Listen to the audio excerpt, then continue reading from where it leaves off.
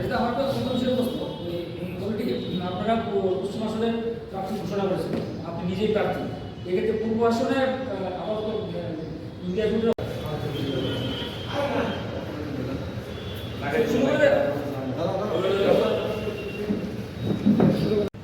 আমাদের মাননীয় সাংসদ রাজ্যসভা মুকুল বাসনিকজি, উনি সমস্ত বিরোধী রাজনৈতিক দলগুলি যখন সুপ্রিম কোর্টের এই নির্দেশকে কেন্দ্র করে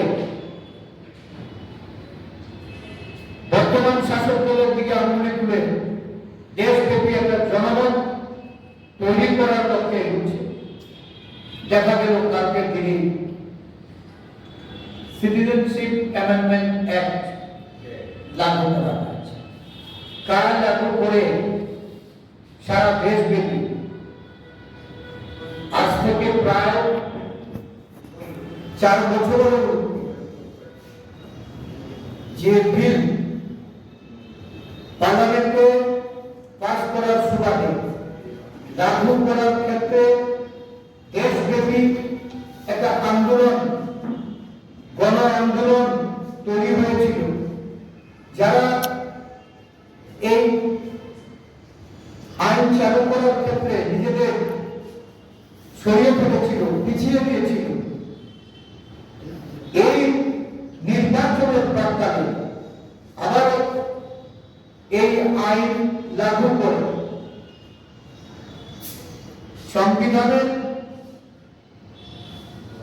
অবমাননা করে, কারণ ভারতীয় সংবিধান কখনো ধর্মভিত্তিক এই ধরনের কোন নাগরিকত্ব এটা আলাপ করে।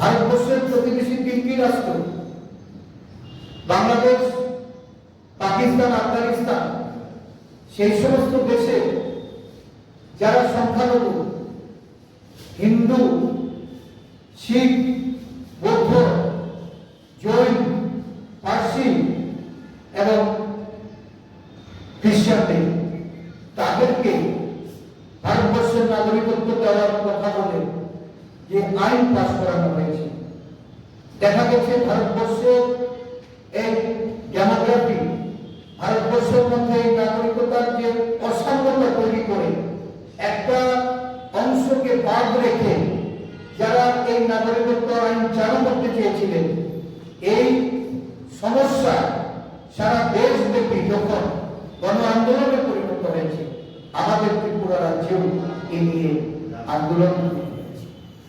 এই রাজ্যে একটা বিরাট অংশের মানুষ, একসময় উপজাতিরা এখানে সংখ্যাগরিষ্ঠ ছিল, 51 এবং 71-এ পরবর্তী সময়ে এই রাজ্যে মাইগ্রেটেড হয়ে বা ইনফ্লাক্স হয়ে একটা বিরাট জনসংখ্যা দেখা গেছে যে এই উপজাতি জনগোষ্ঠীদের সামিল হচ্ছে। এবং যখন এই নাগরিকত্ব আইন সংশোধনের নামে এখানে যখন এটা গৃহীত হচ্ছিল, আমাদের রাজ্যেও একটা বিরাট অংশের জনজাতি গোষ্ঠীর মানুষ আন্দোলনের সামিল হয়েছে এবং যারা নেতৃত্ব দিয়েছেন তারা সেদিন এই আইনটাকে অপোজ করে। গতকাল প্রতি বিষয়ের উপরে রাজ্যের জনগণের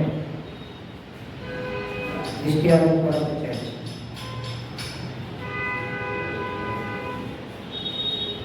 দেশের সর্বোচ্চ কোর্ট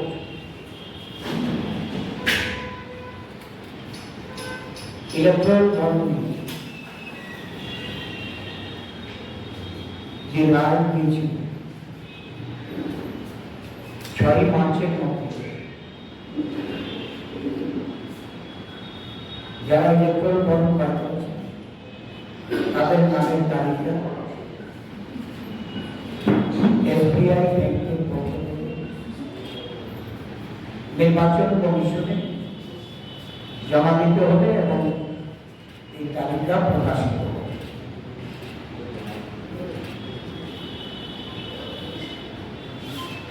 নির্ধারিত দিনের আগে 4 মার্চ SBI পুনরায় সুপ্রিম কোর্টে আপিল করে প্রায় 4 মাসাধিক 30 জুন অবধি সময় চেয়েছে।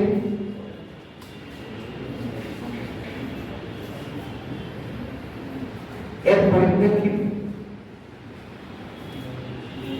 সুপ্রিম কোর্ট গতকাল তাদের আবেদন নাকচ করে দিয়ে 48 ঘন্টার মধ্যে ইলেকট্রাল বন্ড ক্রয়কারীদের নামের তালিকা নির্বাচন কমিশনে প্রেরণ করার জন্য নির্দেশ প্রদান করেছে। একটা কথা আমার মনে পড়ে, 2014 সালে নির্বাচনের আগে নরেন্দ্র মোদী বলেছিলেন, উনি বলেছিলেন যে मैं नहीं खाऊंगा, मैं खाने भी नहीं, मैं नहीं खाऊंगा, मैं खाने भी नहीं। যেখানে বর্তমান যে তথ্য প্রযুক্তির যুগে খুব স্বল্প সময়ের মধ্যে 24 ঘন্টার মধ্যে এই ইলেকট্রাল বন্ডের নামের তালিকা বের করে জমা দেওয়া যায়, সেখানে